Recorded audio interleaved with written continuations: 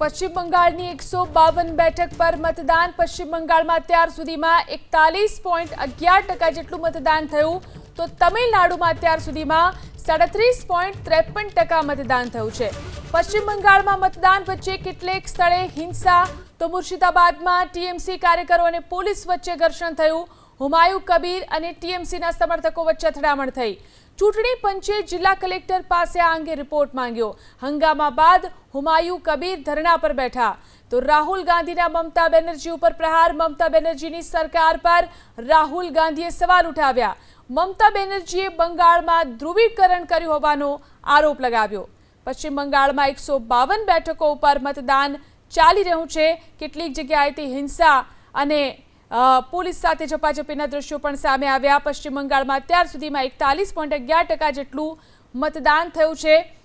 મુર્શિદાબાદમાં TMC કાર્યકરો અને police વચ્ચે